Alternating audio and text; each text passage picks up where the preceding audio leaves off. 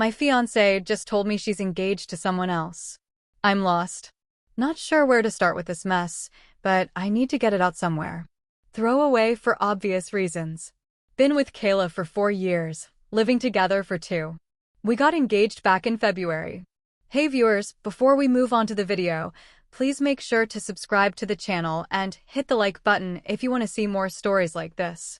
Nothing fancy, but I saved up for months for a decent ring. She wanted a church wedding next fall, and honestly, I was excited about it. Both our families were supportive. Her mom already started planning the whole 9 yards. I work as a union electrician here in Columbus. Been pulling extra shifts since the engagement to build up our wedding fund. Kayla's a physical therapist at one of those sports medicine places downtown. We had a solid thing going. Shared a duplex near German Village. Talked about kids someday. The usual stuff couples plan for. Last Tuesday night changed everything. I was watching the game after a long day on a commercial job, and Kayla came home acting weird, like nervous weird, sat down next to me and started with, "We need to talk." You know that feeling when your stomach just drops? Yeah. She sat down on the edge of the couch, hands folded in her lap. "I ran into Hunter a few weeks ago," she started. "You remember from high school?" "Yeah, I remember." I mute the TV. "What about him?" "We've been talking since March." She was picking at her fingernails now, just catching up at first. "You know, coffee, lunch, old friends reconnecting." I felt something cold settle in my stomach. "Kayla, what are you telling me?" "He proposed 3 days ago." The words came out in a rush. And I said yes. For a second, I thought I'd heard wrong. I was staring at her. She still wasn't looking at me, and I could see my ring still sitting on her finger while she was telling me she was engaged to someone else. "You said yes." My voice sounded weird, like it was coming from someone else to another guy's proposal. "It just happened.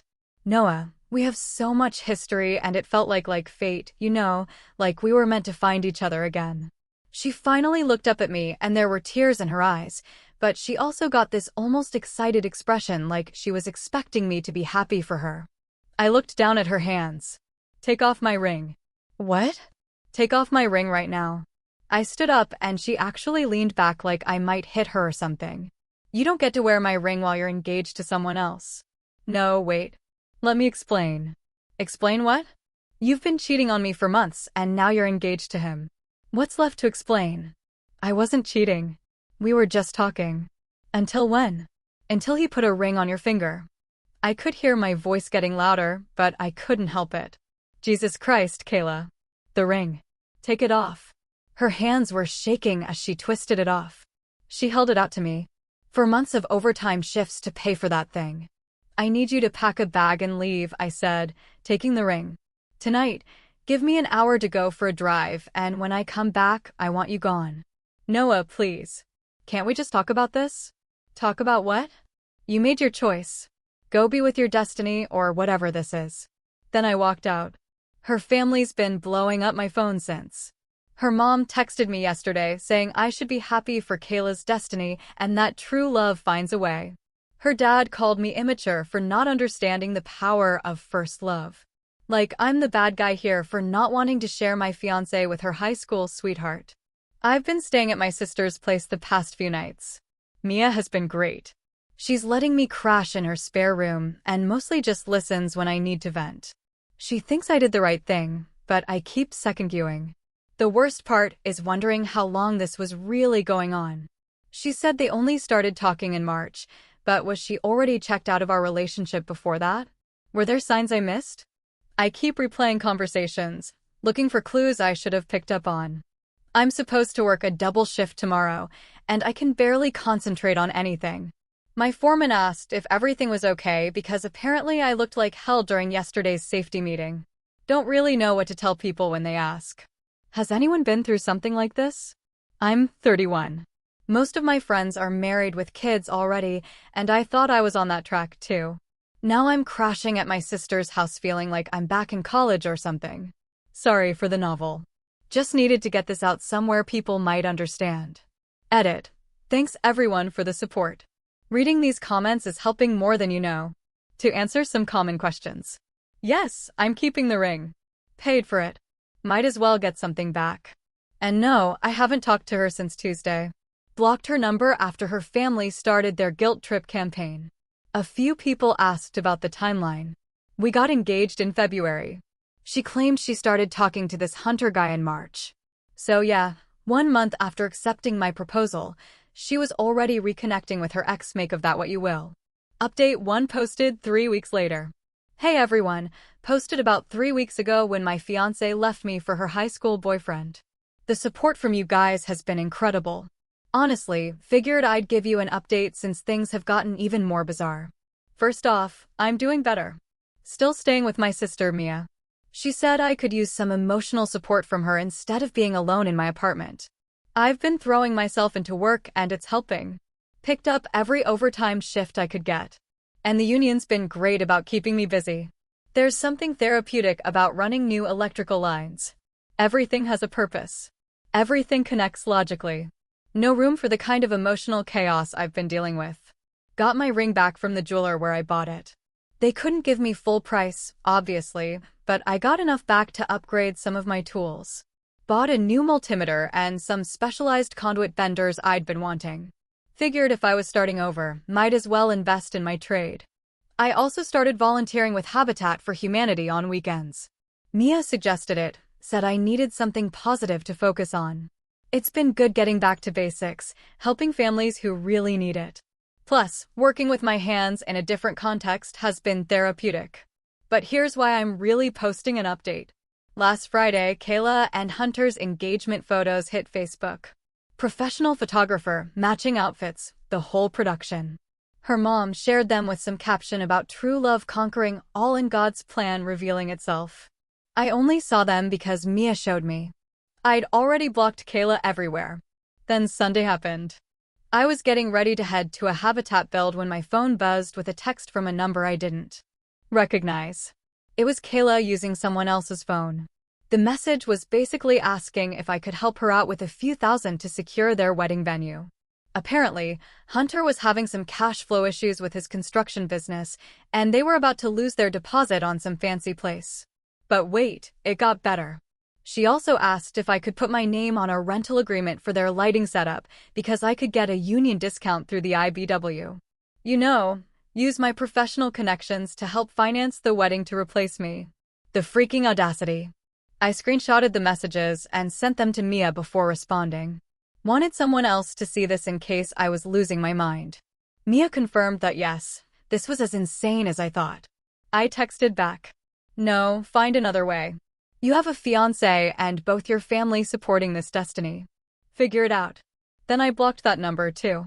But she didn't stop there. Tuesday night, different number. Another message. This time it was all about how I'm a good person and how she knows I'd want to help because that's who I am. Like she's doing me a favor by giving me the chance to fund her new life. The messages kept coming. Different numbers, same basic request. Sometimes it was about the venue deposit. Sometimes about catering, once about needing help with vendor contracts because Hunter's credit wasn't great. Always framed like I should be grateful for the opportunity to be involved. At some point, I lost track of how many numbers I'd had to block. My sister thought I should respond one more time, make it crystal clear that this stopped. She helped me draft something professional but firm. I sent it Thursday. I will not be providing financial assistance or professional services for your wedding. Do not contact me again through any method or I will take legal action. I wish you well, but we're done. The thing that really gets me is how she's positioning this. Like I'm being unreasonable for not wanting to help plan and pay for the wedding that ended our relationship. Her family's messages all have the same tone, like I'm being petty and small-minded for not embracing this beautiful development in her life. I've been keeping records of all the contact attempts. Mia suggested it, said if this escalates, I might need them. Really hoping it doesn't come to that, but her behavior has been so far outside normal that I'm not sure what to expect anymore. Work's been my saving grace through all this. There's something clean about electrical problems. They have solutions. They follow logic. You fix them and move on. I got promoted to a lead position on a big hospital renovation project. Good pay, good crew, keeps my mind busy. The Habitat volunteering has been great too. Met some solid people there. Folks who have been through real hardship and come out stronger, which puts this whole situation in perspective. One of the regular volunteers, this woman Harper who coordinates the program, mentioned they always need people with electrical skills. It's nice feeling useful again. Still processing everything, but I'm getting there. Some days are harder than others, but I'm starting to see this as dodging a bullet rather than losing something. If someone can throw away 4 years that easily, they were never really committed in the first place. Edit. Yes, I'm keeping screenshots of everything. And yes, I realize how insane this all sounds. Trust me, living it is even weirder than reading about it. Update 2 posted 6 months later. Hey Reddit, I'm back again, and I have some update for you guys. 6 months of silence from Kayla and her family. I'd actually started to think the whole thing was behind me. Work's been great. Finished that hospital project I mentioned. Got another promotion. Now I'm training apprentices. The habitat volunteering turned into something more serious, too. Harper, the program coordinator I mentioned, and I started grabbing coffee after build days. Nothing rushed, nothing dramatic, just 2 adults getting to know each other. She knew about my situation, but didn't make it weird or try to fix me. Refreshing as hell after the emotional tornado I'd been through. I'd moved back into my apartment from Mia's place. Finally felt like I was starting to rebuild something good. Should have known it was too good to last. Last month, my buddy Jake texted me asking if I'd heard about Kayla and Hunter. I hadn't. Still had them blocked everywhere, so he filled me in. Turns out Prince Charming wasn't so charming after all. According to mutual friends, Hunter had been cheating not just once, but with multiple women over the past few months. Kayla found out when one of them contacted her directly with receipts, photos, hotel receipts, the works. When she confronted him, things got ugly fast, like neighbors calling the police ugly. She ended up with a bruise on her arm and a police report. Jake said she moved back in with her parents and the engagement was off. The whole destiny narrative her family had been pushing collapsed overnight. Suddenly, their golden boy wasn't looking so golden. I'll admit, part of me felt vindicated. The guy who was supposedly her true love turned out to be exactly the kind of person you'd expect someone to be who convinces an engaged woman to leave her fiancé. But mostly, I just felt sad for her. Nobody deserves to get hit, no matter how stupidly they've been acting. But it wasn't my problem anymore. So, I thought that would be the end of it. I was wrong. 2 weeks ago, my voicemail started filling up. Kayla using another number yet again, leaving long rambling messages. The first few were apologies. She was sorry for how things ended. Sorry for the wedding request. Sorry for everything. Then they shifted to her explaining what happened with Hunter.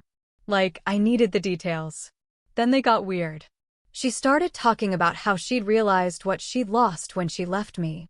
How Hunter made her see how stable and genuine I was by contrast. How she'd been blinded by nostalgia. And now she understood what real love looked like. Classic grass is greener, but in reverse. The messages kept coming, sometimes 2 or 3 a day. Always when I was at work, like she was timing them for when she knew I wouldn't answer. She'd go from apologetic to angry to desperate. Sometimes within the same voicemail. One message really stood out. She said she'd been talking to her therapist about relationship patterns and realized she'd made a mistake. Said she wanted to explore the possibility of reconciliation, like we were negotiating a business deal instead of talking about the 4 years she'd thrown away for a guy who cheated and went violent when caught. I didn't respond to any of it. Mia and Harper both said I was doing the right thing by staying quiet. But Kayla wasn't done. Last Saturday morning, I was having coffee with Harper on my apartment balcony when there was a knock at the door. Harper looked at me. I looked at her. Neither of us was expecting anyone. I opened the door and there was Kayla looking like she'd been crying. Before I could say anything, she launched into this speech about how sorry she was, how she'd made the biggest mistake of her life, how she wanted to work through this together. She looked terrible, thinner than I remembered, dark circles under her eyes, just defeated. Harper came up behind me, didn't say anything, just stood there. Kayla's eyes went to her, then back to me, and I could see the reality hitting her, that I'd moved on. That there was someone else in the picture. I kept it short. Kayla, I'm glad you're safe, and I hope you're getting help dealing with what Hunter did to you, but we're done. That ended the night you told me you were engaged to someone else. She started crying, asking if we could just talk just for a few minutes. I almost felt bad for her. But the woman standing at my door wasn't the same person I'd lived with for 2 years. Or maybe she was, and I'd just never seen this side of her before. I can forgive you for my own peace of mind, I told her. But that doesn't mean I'm taking you back. Please leave. She looked at Harper again, then back at me. Are you serious right now? You're going to throw away everything we built for someone you barely know. That's when it clicked. She didn't miss me or our relationship. She missed having me as a backup plan. When her upgrade fell through, she wanted to return to the stable guy who'd take care of her. The guy who'd work overtime to pay for her dreams and never cheat on her or hit her. I'm not throwing anything away. I said, you already did that. You made your choice. You chose what you thought would make you happier, and it didn't work out. That's not my problem to solve. Take care of yourself, Kayla. I closed the door. She knocked a few more times, tried calling my name through the door, but eventually left. Haven't heard from her since. Harper and I talked for a long time after that. She was incredible about the whole thing. Didn't make it about her. Didn't ask a bunch of questions, just listen when I needed to process what had happened. We've been taking things slow, but she's become really important to me. She's got her own life, her own career. Doesn't need me to complete her or fix her or fund her dreams. Just wants to build something good together. Kayla's family hasn't contacted me since everything fell apart with Hunter. No more texts about destiny or true love. Funny how that works. I'm in a good place now. Better than good, actually. Work's going great. I'm making a real difference with Habitat. And Harper and I are talking about getting a bigger place together next year. Maybe with a little yard where I can finally try my hand at gardening. Sometimes the best thing that can happen is having someone show you exactly why you deserve better. Final update posted 3 months later. Hey everyone, never thought I'd be back here, but one last weird chapter to this story that I wanted to share. Then I'm really done with all this. Things have been really good. Harper and I found a great 2-bedroom place with a small balcony where I've been trying to grow tomatoes and peppers. Turns out I'm decent at it. Who knew? Work's been solid, too. Got selected to lead the electrical team on a new apartment complex project, which is a big step up responsibility-wise. The apprentices I'm training are good kids. Reminds me why I love this trait. But last weekend, one final visit from the past. Saturday morning, Harper and I were having breakfast when there was a knock at the door. I looked through the peephole and saw Kayla with an older woman I recognized as her mother. My stomach literally dropped.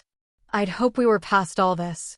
Harper saw my face and asked if I wanted her to answer the door. That's one of the things I love about her. She doesn't try to control situations, just offers support and lets me decide how to handle things. I opened the door and Kayla's mom immediately started talking. Something about how they'd both done a lot of soul-searching and wanted to clear the air. Kayla looked better than she had a few months ago, healthier, like she'd been taking care of herself, but there was still something desperate in her eyes. Noah, her mom said. Kayla has something she wants to tell you. Kayla stepped forward and started what sounded like a rehearsed speech. She talked about therapy, about recognizing her patterns, about understanding now what she'd thrown away. According to her, she'd already checked out of her relationship with Hunter, even before finding out about the affairs, even before he hit her. By then, she had already realized her mistake. Standard stuff. Then came the ask. She wanted to know if I'd be willing to start fresh, not get back together immediately, but maybe grab coffee sometime and see if there was still something worth saving.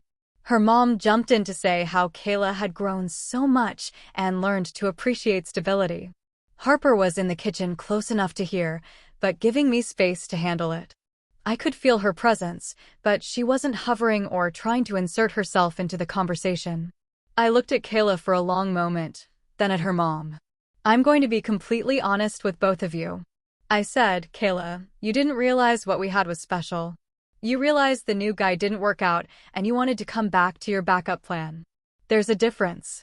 Kayla started to interrupt, but I kept going. You don't miss me. You miss the idea of having someone who won't hurt you or cheat on you. But that's not love. That's just wanting security. And I'm not interested in being anyone's safe option. Her mom got defensive. Noah, that's not fair. She made a mistake. But people grow and change. You're right. I said people do change. I changed.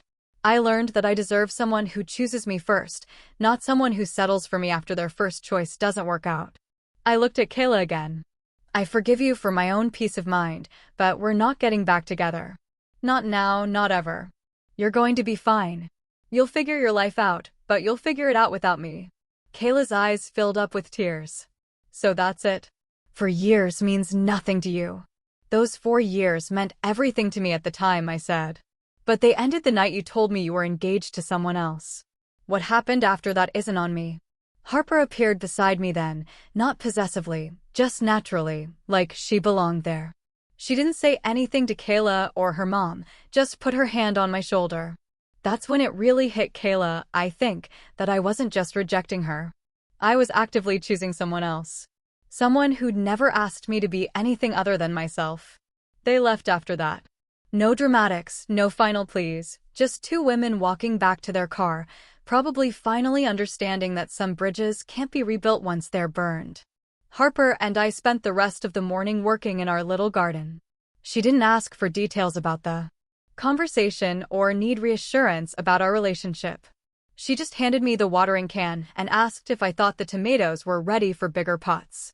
That evening, I got a text from Mia. Apparently, word had gotten around about Kayla's visit, and she wanted to check on me. How do you feel? She asked. Honestly, I felt lighter, like I'd finally closed a door that had been hanging open for months. Mia told me later what she'd heard through mutual friends. Apparently, Kayla's whole social circle had turned pretty cold after everything came out. People don't like being made to look foolish, and a lot of them had defended her true love story publicly. Her family went quiet on social media after months of posting about destiny and God's plan. Her mom, who'd been so vocal about Kayla's growth and lessons learned, stopped showing up to community events where she might run into people who knew the whole story. Kayla ended up moving to Cincinnati for a fresh start. New job, new apartment, new everything. Sometimes that's what it takes when you've burned through all your credibility in one place. A few days later, Harper and I were talking about getting a dog. Nothing crazy, just a medium-sized mutt from the shelter. Maybe something good with kids since we both volunteer with Habitat and there are always families around. The conversation was easy, natural, full of possibilities instead of complications. That's where I'm at now. Building a life that feels like home with someone who wants to build it with me. No drama, no second guessing, no wondering if I'm someone's first choice or backup plan. Thanks to everyone who followed this story from the beginning. Time to close this throwaway account and focus on the good stuff that's ahead. What do you think about the story? Let me know in the comments. Drop a like and don't forget to subscribe for more real-life stories.